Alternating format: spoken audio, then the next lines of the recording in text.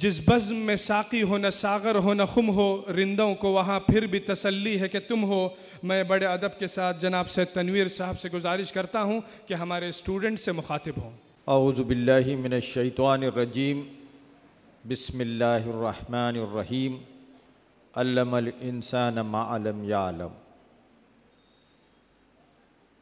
मोहतरम मौलाना अब्दुल अलीम ख़तीबी साहब,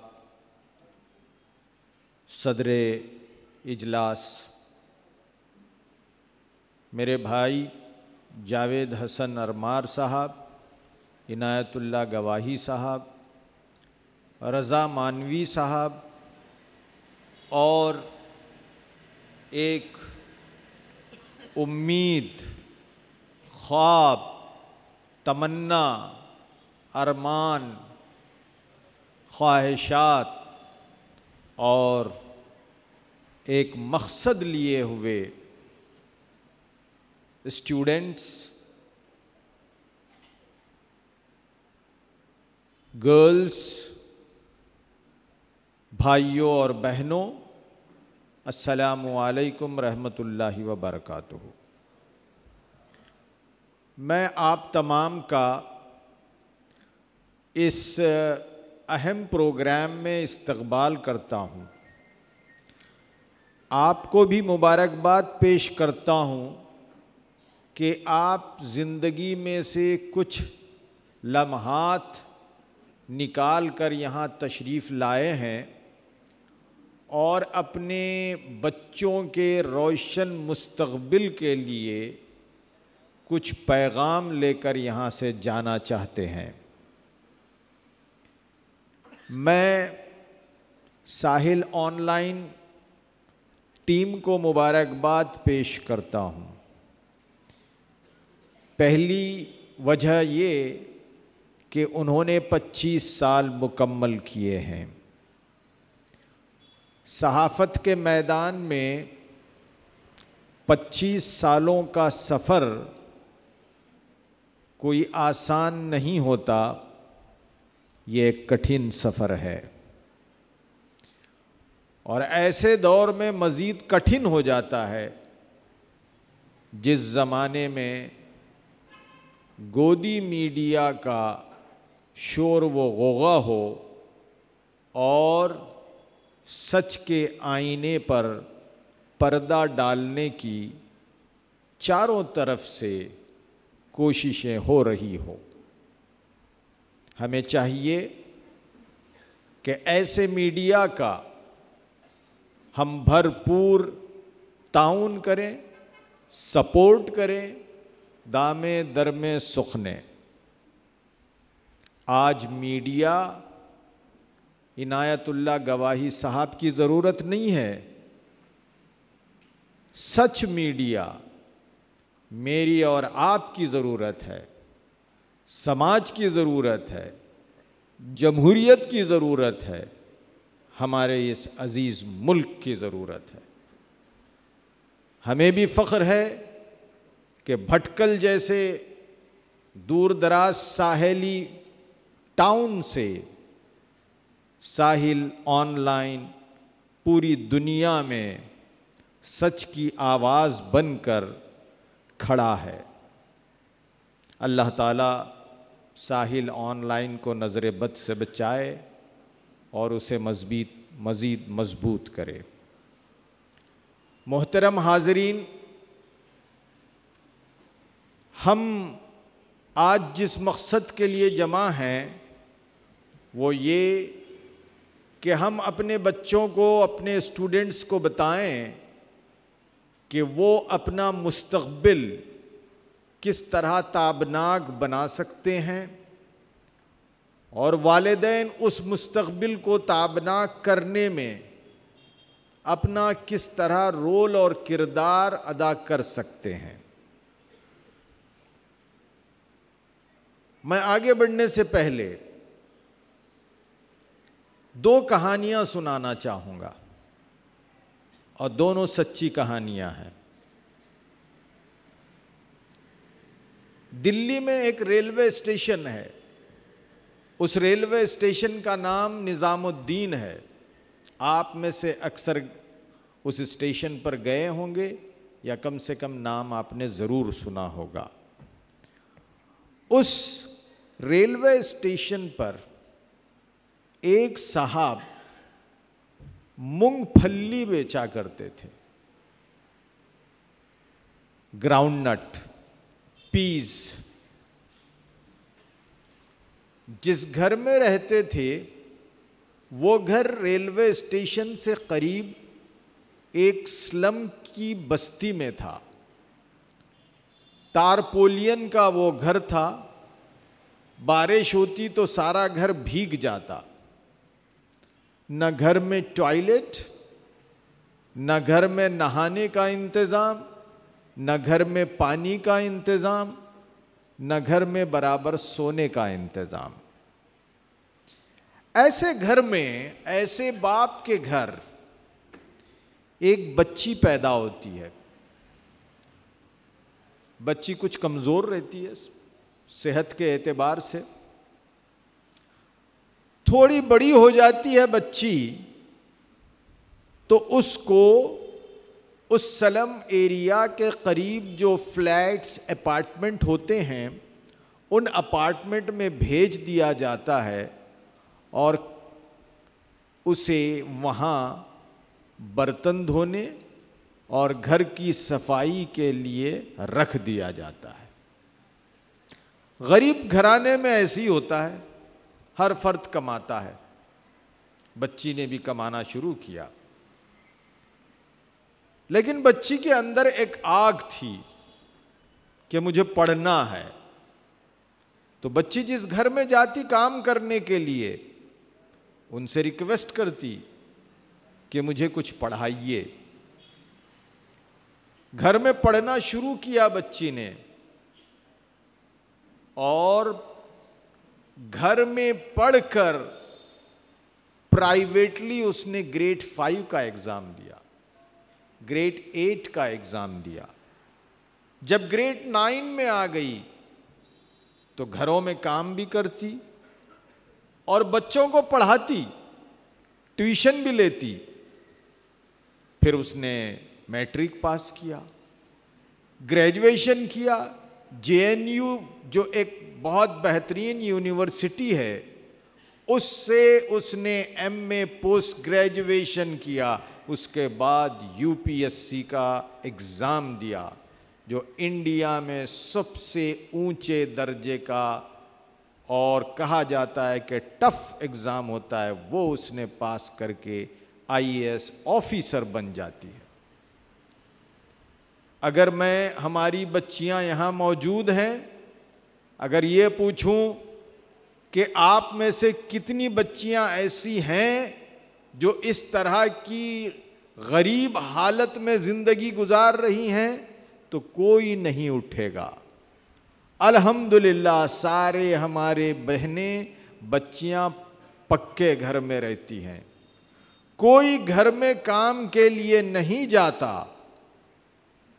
उस बच्ची ने जिंदगी के पूरे मुश्किलात को सहते हुए ये कमिटमेंट किया कि मैं आईएएस बनूंगी। वो आईएएस बनकर अपना ख्वाब पूरा किया। अपना ख्वाब ही पूरा नहीं किया, बल्कि पूरी दुनिया को बता दिया कि मैं एक गरीब मुसलमान लड़की मेहनत से आईएएस बन सकती हूँ। हमारे तलबा कह रहे हों कि बच्चियां तो पढ़ते अच्छी हैं, अच्छा ही हैं, आपने कोई मिसाल दी तो बड़ा काम नहीं किया, हमारी भी एक मिसाल दीजिए। तो आइए अब दूसरी कहानी आप सुनिए।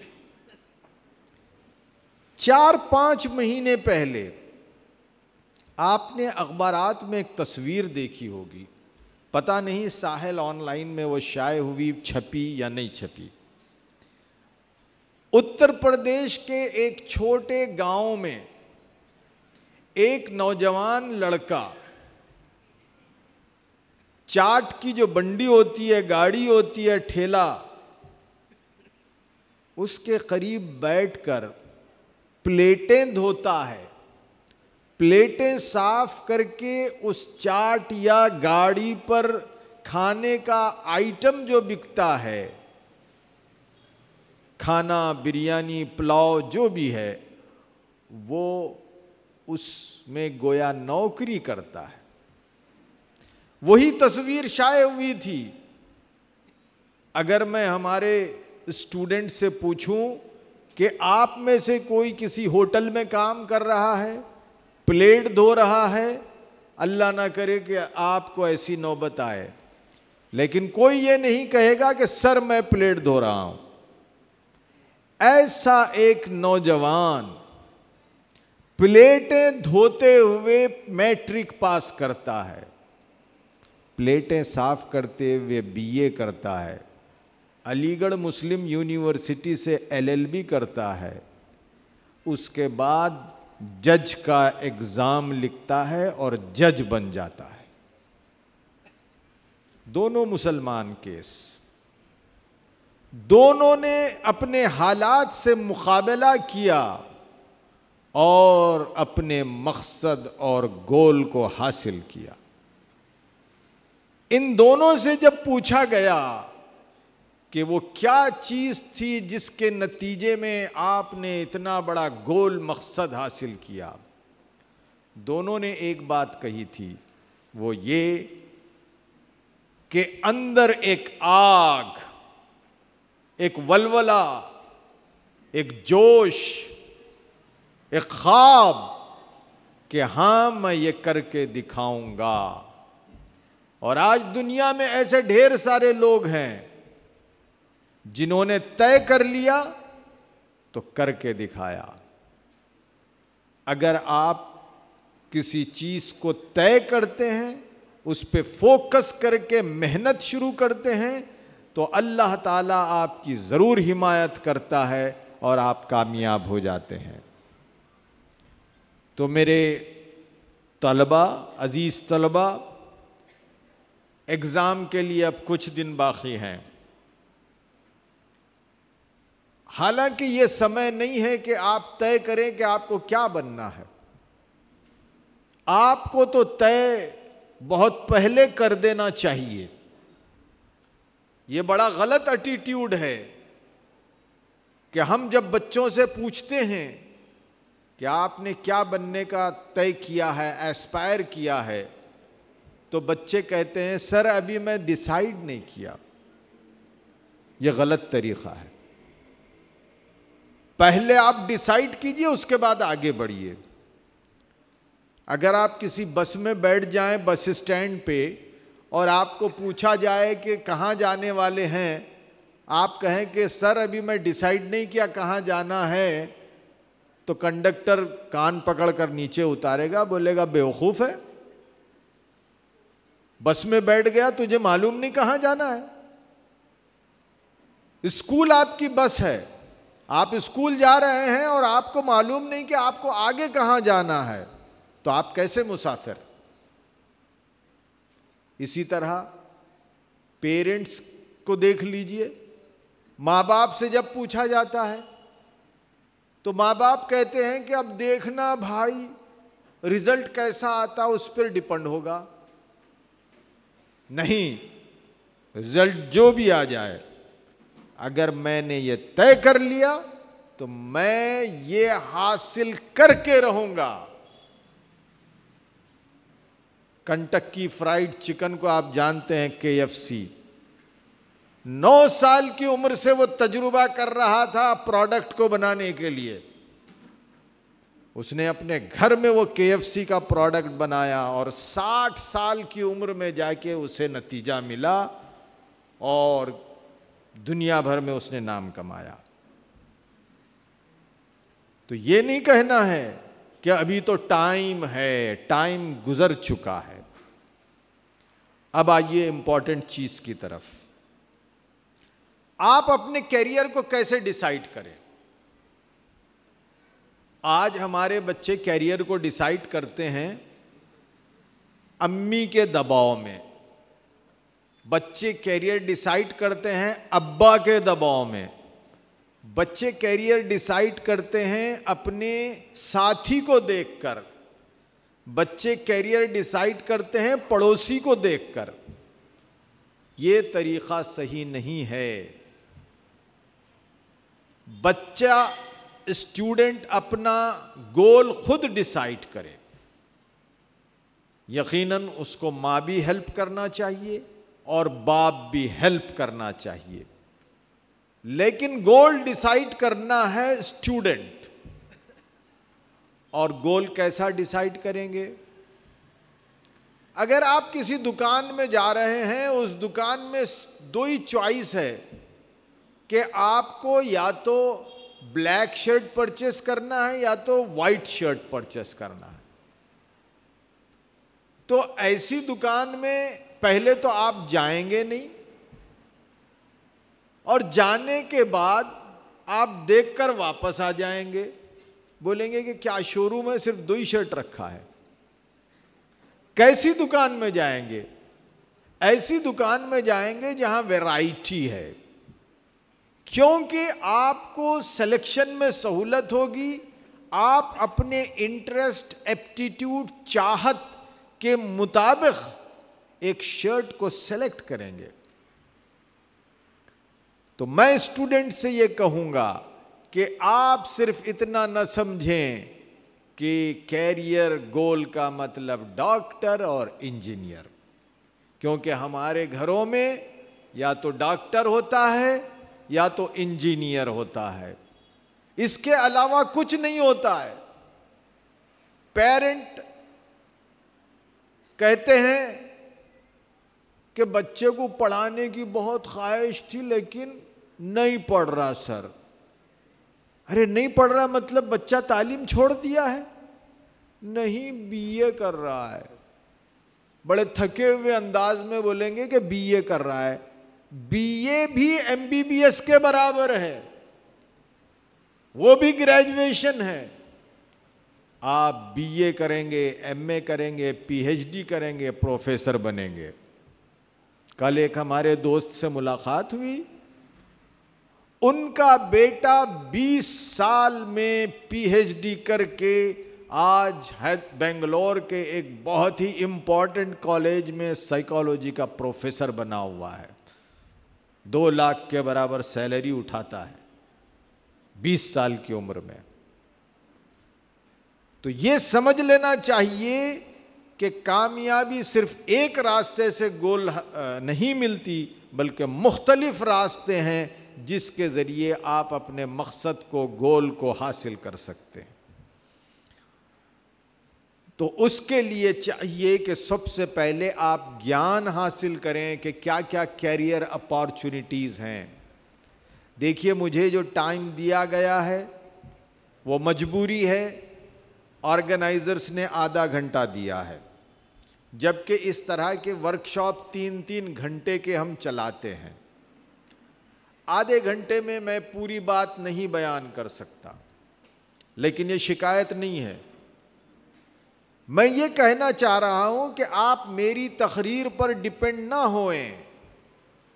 आपके हाथ में मोबाइल फ़ोन है, आपके हाथ में स्मार्टफोन है। स्मार्टफोन आप आलतू फालतू चीज़ें देखने के लिए इस्तेमाल न करें। उस मोबाइल फ़ोन में जाएं, यूट्यूब खोलें और वीडियो वॉच करें। आफ्टर एसएसएलसी वॉच, आपको 3, 4, 5, 10 घंटे के वीडियो मिलेंगे। आप टाइप करें व्हाट आफ्टर 10+2, आपको 10 से 15 घंटों का स्टफ मिलेगा। आप इस तकरीर को भी सुने, उसके बाद आप घर जाएं और इन्हें भी सुने। सुनने के बाद फिर आप डिसाइड करें कि मुझे क्या बनना चाहिए। अपना जायजा लीजिए, अपने आप को टटोलिए और जांचिए। इन मालूमात के अलावा आजकल माहिरीन नफ्सियात एक टेस्ट आपका लेते हैं, उसको कहते हैं साइकोमेट्री टेस्ट। इस टेस्ट को आप दीजिए। यह टेस्ट ऑनलाइन भी होता है। या मैंगलोर और बैंगलोर जाकर इस टेस्ट को दीजिए। ये टेस्ट बताएगा कि आपके अंदर क्या छुपा है।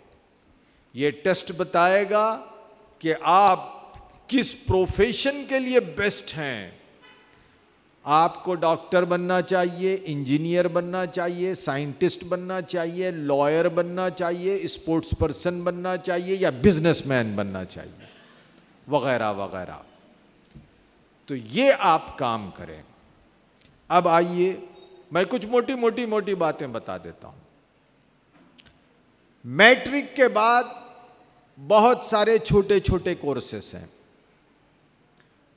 पहले डिप्लोमा मैट्रिक के बाद हुआ करता था, लेकिन अब गवर्नमेंट ने डिप्लोमास की स्कीम बदल दी है और डिप्लोमास 10+2 के बाद होते हैं। 12वीं पीयूसी सेकेंड ईयर पास करना डिप्लोमा के लिए भी जरूरी है। तो फिर मैट्रिक के बाद क्या है? मैट्रिक एक चौराहा है। आप मैट्रिक के बाद 11th और 12th में दाखिला लेते हैं। आप या तो साइंस की तरफ जाते हैं, या आर्ट्स की तरफ जाते हैं, या कॉमर्स की तरफ जाते हैं। आमतौर पर समाज में यह धारणा है कि जो ब्राइट बच्चा है वो साइंस की तरफ जाता है, जो कमजोर बच्चा है वो आर्ट्स की तरफ जाता है। यह गलत है। ब्राइट बच्चा भी बीए कर सकता है, पीयूसी आर्ट्स कर सकता है। और यह गलत तसव्वुर है कि आप कमजोर हैं इसलिए साइंस नहीं कर रहे हैं।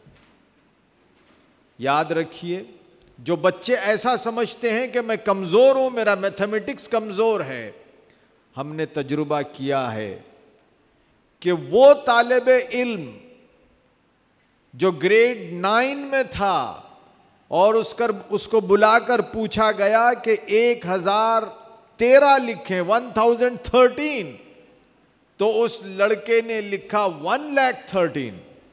1000 पहले लिखा, उसके सामने 13। तो instead of writing 1013 he wrote 1,13,000। ऐसे बच्चे को हमने पढ़ाया है शाहीन में, और वो 1 साल की मेहनत में मैथ्स में 73% स्कोर किया। आज वो पीयूसी साइंस का स्टूडेंट है, अभी 12th कर रहा है। तो मैथ्स आज इस जमाने की जरूरत है। आप चाहे जो भी कॉम्पिटिटिव एग्जामिनेशन दे लें, उसके लिए मैथ्स जरूरी है। मैथ्स से घबराइए मत। मैथ्स आसान है। मैथ्स को फोकस की जरूरत है, मैथ्स को प्रैक्टिस की जरूरत है। और ये फोकस और प्रैक्टिस बड़ी आसानी से होती है। खाना खाते हुए होती है, पानी नहाते हुए होती है, रास्ता चलते हुए होती है। आपको फोकस और कमिटमेंट करने की जरूरत है। आप कोई भी स्ट्रीम लें और फिर चले जाएं 12वीं की तरफ। 12वीं के बाद ओपनिंग्स और बढ़ जाती हैं, दायरा फैल जाता है। 12वीं के बाद आप कुछ कॉम्पिटिटिव एग्जामिनेशंस हैं वो दे सकते हैं। आजकल जिस एग्जाम का चर्चा है उसमें नंबर 1 नीट। नीट के जरिए आप मेडिकल जाते हैं, इसके बारे में आपको मालूम है। नीट के लिए आपको फिजिक्स, केमिस्ट्री और बायोलॉजी में मेहनत करने की जरूरत है। मेहनत करेंगे तो जरूर आप आगे बढ़ेंगे। हमारे इंस्टीट्यूशन से इस साल 16 ऐसे लड़के जो हाफिज कुरान थे, जिन्होंने बेसिक तालीम किसी स्कूल से हासिल नहीं की, वो उन्होंने पढ़ा। आप तो ग्रेड 1 से पढ़ रहे हैं। जो बच्चे स्कूल नहीं गए वो नीट को क्वालिफाई कर सकते हैं, तो आप क्यों नहीं कर सकते? बिल्कुल कर सकते हैं। नीट के बाद दूसरा आजकल मशहूर इम्तिहान है जेईई। जेईई का एग्जाम ये इंजीनियरिंग में एडमिशन के लिए है। दो तरह के इंजीनियरिंग कॉलेजेस हैं, एक स्टेट गवर्नमेंट जो चलाती है वो इंजीनियरिंग कॉलेजेस हैं। इन स्टेट गवर्नमेंट के इंजीनियरिंग कॉलेज में आपको सीईटी के जरिए एडमिशन मिलता है, और जो नेशनल इंपॉर्टेंस के इंजीनियरिंग कॉलेजेस हैं जिनकी दुनिया भर में अहमियत है, NIITs, NITs, IITs और इंडियन इंस्टीट्यूट ऑफ साइंसेस, ऐसे लगभग 14 टाइप के नेशनल इंपॉर्टेंस के इंस्टीट्यूशंस हैं साइंस और टेक्नोलॉजी के, जो नंबर 1 इंस्टीट्यूशन माने जाते हैं। उसमें अगर आपको एडमिशन चाहिए तो आपको जेईई क्लियर करना है। जेईई के 2 एग्जाम होते हैं, एक जेईई मेन और एक जेईई एडवांस। Quite possible.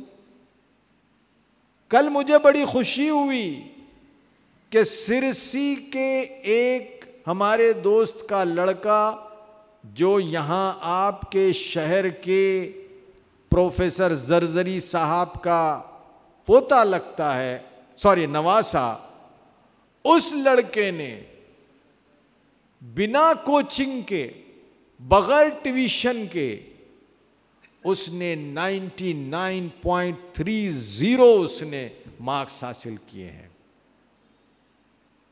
उस बच्चे को सलाम, यूसुफ नाम। तो आप क्यों नहीं कर सकते? तो जेईई आप 12th के बाद ये 2 कॉम्पिटिटिव एग्जामिनेशन अहम हैं। इसके अलावा भी कॉम्पिटिटिव एग्जामिनेशंस हैं। एनडीए, इसमें हमारे बच्चे नहीं जाते। नेशनल डिफेंस एकेडमी, आप गूगल कीजिए, इसकी तफसीलात हासिल कीजिए। फौज का नाम आता है तो आप समझते हैं कि आपको फौजी बनना है और कहीं जाना है और मारना मरना है। ऐसा नहीं है। फौज में एक होता है फौजी, दूसरा उस फौजी की मदद के लिए बहुत सारे टेक्निकल पर्सन की जरूरत पड़ती है जो पीछे से काम करते हैं। बहुत बड़ी जरूरत है। आर्मी, नेवी और ये 2 के अलावा और भी आपको जरूरत है। डिफेंस सिस्टम में हमारे देश की रक्षा के लिए आप कोस्टल गार्ड का नाम सुनते हैं, भटकल में आसपास रहते हैं, कोस्टल गार्ड सर्विस में आप जा सकते हैं। ये 12th के बाद होता है। 12th के बाद एंट्रेंस एग्जाम आप दें तो आपको डिफेंस एकेडमी में एडमिशन मिलता है। वहाँ मुख्तलिफ कोर्सेस होते हैं। आप उन कोर्सेस को करने के बाद आर्मी में, डिफेंस में आप ऑफिसर की पोस्ट हासिल कर सकते हैं। ये तो हो गया 12th के बाद। 12th के बाद अगर आप कॉम्पिटिटिव एग्जामिनेशन में सक्सेस नहीं हो रहे हैं तो कोई परेशानी की बात नहीं है, आप ग्रेजुएट बनिए। आज अफसोस ये है कि मुसलमानों में ग्रेजुएट जो हैं वो 2% से भी कम है। पूरी आबादी का मुसलमानों की 2% से कम। और फिर आप ये रोना रोते हैं कि साहब हमको हिस्सा नहीं मिल रहा, हम पे जुल्म हो रहा है, हमारे काम नहीं होते हैं। ये कसूर हमारे स्टूडेंट का है, हमारी नस्ल का है, हमारे पेरेंट्स का है, हमारे समाज का है कि हमारा समाज बच्चों को ग्रेजुएशन करने के लिए नहीं उबार रहा है, उन्हें सहूलियात नहीं फराहम कर रहा है। मुख्तलिफ आपके एवेन्यूज़ हैं, मुख्तलिफ सेक्शंस हैं जिसमें आप ग्रेजुएशन कर सकते हैं। ग्रेजुएशन भी आप एक होता है कि अपनी स्टेट यूनिवर्सिटी से करें, दूसरा होता है कि आप सेंट्रल यूनिवर्सिटी से करें। अगर आप सेंट्रल यूनिवर्सिटी से ग्रेजुएशन करेंगे तो आपके जॉब की सिक्योरिटी बढ़ जाएगी, आपका मुकाम व मर्तबा बढ़ जाएगा। आप इंडिया के बाद अमेरिका, जर्मनी, ऑस्ट्रेलिया, इंग्लैंड आगे फर्दर स्टडीज के लिए जाएंगे। आप सेंट्रल यूनिवर्सिटीज में बीए के एडमिशन के लिए ऐसा नहीं है कि आप जाते ही एडमिशन मिल जाएगा। सेंट्रल यूनिवर्सिटीज में भी एडमिशन के लिए नीट जैसा सेंट्रल यूनिवर्सिटीज एंट्रेंस टेस्ट होता है, CETU। उस टेस्ट को आप लिखेंगे तो आपको मुल्क के अच्छे यूनिवर्सिटियों में दाखिला मिलेगा, आपको स्कॉलरशिप मिलेगी, आपको हॉस्टल फैसिलिटी मिलेगी और आप बेहतरीन ग्रेजुएट बनकर निकलेंगे। अगर आपको मैथ्स कमज़ोर लगता है, आप BA करिए सेंट्रल यूनिवर्सिटी से, आप MA करिए, आप PhD करिए। आज भटकल में कितने आर्ट्स के PhD हैं, होंगे भी तो भटकल के नहीं होंगे, बाहर से आए होंगे। आप क्यों नहीं कर सकते? तो PUC के बाद कॉम्पिटिटिव एग्जामिनेशन और बहुत सारे undergraduate courses, less known, कम मालूम और ज्यादा मालूम। कुछ कोर्सेस ऐसे हैं 12th के बाद जो एग्रीकल्चर यूनिवर्सिटी कराती है, उसका हमें ज्ञान बहुत कम है। कई कोर्सेस हैं, BSc agriculture, BSc fisheries, BSc forestry, BSc poultry science, bachelor in veterinary sciences BVSc। आप गूगल कीजिए, ये सारी इंफॉर्मेशन आपको मिलेगी, आपके आंख खुलेंगी। अब हमारी आंख बंद है, हमको सिर्फ 2 चीजें मालूम है, एक डॉक्टर, एक इंजीनियर। फिर आइए, किसी ज़माने में मैं भटकल आया तो हमारे जावेद भाई ने कहा था कि यहाँ के बच्चों को कॉमर्स का बहुत शौक है। माशाअल्लाह, बहुत अच्छा है। तो आप अगर commerce, trade, business, corporate line में जाना चाहते हैं, जो आज पूरी दुनिया को कंट्रोल करता है, डॉक्टर कंट्रोल नहीं करता है, एक बड़ा बिजनेसमैन कंट्रोल करता है, अदानी अंबानी कंट्रोल करते हैं। हमारे हाथ में बिजनेस नहीं है। पूरी मुल्क की जो वेल्थ है, माश, पैसा, उसका सिर्फ 2% मुसलमानों के पास। फिर आपके पास खुव्वत कैसी आएगी? अगर कारपोरेट जगत में आप जाना चाहते हैं तो आप चार्टर अकाउंटेंट बनिए, आप MBA करिए, आप bachelor in cost and management accountancy कीजिए, आप कंपनी सेक्रेटरी बनिए। इन सब के लिए क्या करना पड़ता है? इन सब के लिए आपको 2 तरीके हैं। एक, आप PUC के बाद फाउंडेशन कोर्स होता है उसका, CA का, उसको आप क्वालिफाई कीजिए। उसके बाद इंटरमीडिएट होता है, उसके बाद CA का फाइनल एग्जाम होता है। PUC के बाद 5 से 6 साल में आप बेहतरीन चार्टर अकाउंटेंट बन के निकलते हैं और आपके भटकल के खलील साहब जैसी शख्सियत आप बन सकते हैं। वो भी चार्टर अकाउंटेंट थे। कंपनी सेक्रेटरी के लिए आपको डिग्री के बाद, BSc के बाद आगे बढ़ सकते हैं, या फिर आप चाहते हैं कि PUC के बाद जाएं तो PUC के बाद आप फाउंडेशन कोर्स कीजिए, उसके बाद कंपनी सेक्रेटरी को कंप्लीट कीजिए। चाहे कंपनी सेक्रेटरी का कोर्स हो, चाहे चार्टर अकाउंटेंट का कोर्स हो, चाहे आपके कॉस्ट एंड मैनेजमेंट अकाउंटेंसी का कोर्स हो, ये सारे करस्पॉन्डेंस कोर्सेस हैं। आप घर में बैठकर कॉन्टैक्ट क्लासेस के साथ इनको कर सकते हैं। मेरे भाइयों बहनों दोस्तों, आने वाला ज़माना आर्टिफिशियल इंटेलिजेंस का है। AI, data mining, data and information technology, data analysis, इसके बेशुमार कोर्सेस हैं। इन कोर्सेस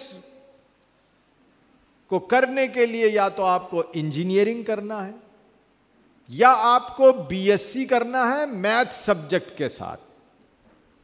मैथ्स होना जरूरी है, और जैसा कि मैंने कहा, आज मैथ्स तमाम कॉम्पिटिटिव एग्जामिनेशन की बुनियाद है।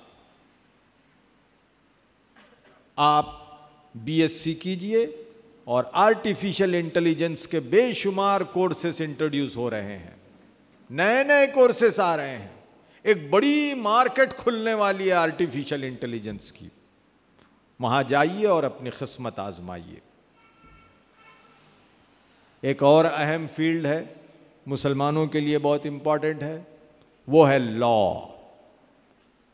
लॉ के लिए आपको दो रास्ते हैं। एक रास्ता, PUC के बाद आपको एक एग्जाम लिखना है जिसका नाम है CLAT, common law admission test. CLAT की तैयारी करें, ऑनलाइन तैयारी हो सकती है।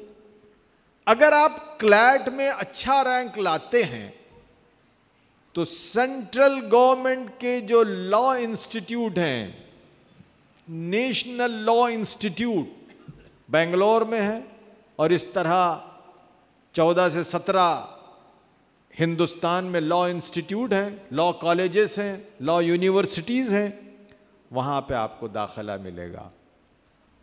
आप फाइनल ईयर में आते ही आपका सिलेक्शन, आपका अपॉइंटमेंट, आपका प्लेसमेंट हो जाएगा।